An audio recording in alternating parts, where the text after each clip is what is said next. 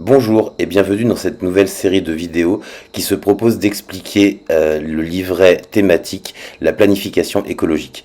Nous avons besoin de tous. S'il vous plaît, abonnez-vous, s'il vous plaît, mettez des pouces, s'il vous plaît, commentez et partagez massivement cette vidéo. Amitié insoumise. Bonjour, donc aujourd'hui on va s'intéresser à la sixième République et à essayer de s'attacher à dire pourquoi elle est indispensable et vite. C'est difficile de parler de sixième République sans évoquer la cinquième et sans en dresser une sorte de bilan et sans pointer du doigt en fait les raisons pour lesquelles elle ne nous semble plus adaptée. Il s'avère que la cinquième République a été construite sans le peuple, presque par et pour le général de Gaulle, pour répondre à un contexte particulier de notre histoire.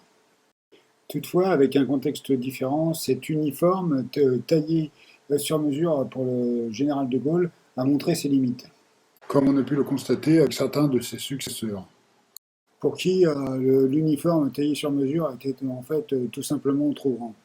Tout d'abord, il faut dire que le principal reproche à faire à la Ve République, c'est l'incroyable concentration des pouvoirs qu'elle permet dans les mains d'une seule personne. Ensuite, les institutions sont ainsi faites que le peuple est plus ou moins tenu à l'écart des décisions et simplement invité à s'exprimer tous les 5 ans pour élire un monarque présidentiel.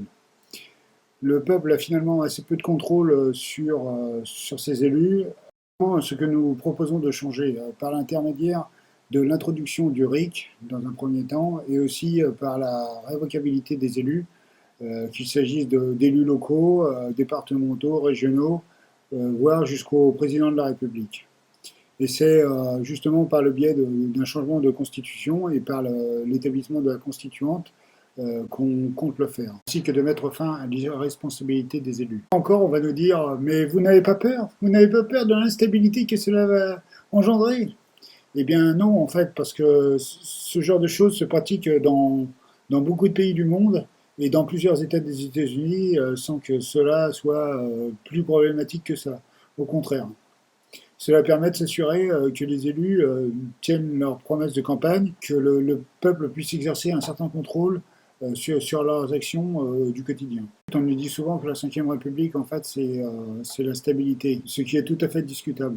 Celle-ci a en effet connu depuis ses créations plus d'une vingtaine de réformes, et voir le rythme avec lequel les ministres sont souvent débarqués, remplacés du fait de leur manque de popularité et autres, on peut se dire qu'a priori, la Ve République n'est en fin de compte pas si stable qu'un changement de République pourrait justement d'autant plus être souhaitable. La République, c'est aussi pour nous l'occasion d'introduire de nouveaux droits, ainsi que d'en sanctuariser certains, c'est-à-dire d'inscrire dans la Constitution le droit de mourir dans la dignité, ou encore le droit à l'avortement pour les femmes. Donc de disposer de leur corps, cela va sans dire.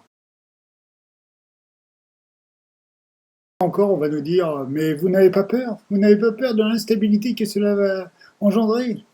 Eh bien non, en fait, parce que ce genre de choses se pratique dans beaucoup de pays du monde et dans plusieurs États des États-Unis sans que cela soit plus problématique que ça. Au contraire. Cela permet de s'assurer que les élus tiennent leurs promesses de campagne et en gros que le peuple puisse exercer un certain contrôle sur leurs actions du quotidien. On nous demande souvent si en fait la constituante est réellement une priorité. C'est-à-dire si le pays ne rencontre pas des difficultés suffisamment grandes pour que certaines choses passent avant l'établissement de celle-ci, avant le changement de république. Mais nous pensons exactement le contraire en fait. Nous pensons que c'est la solution à bien des problèmes.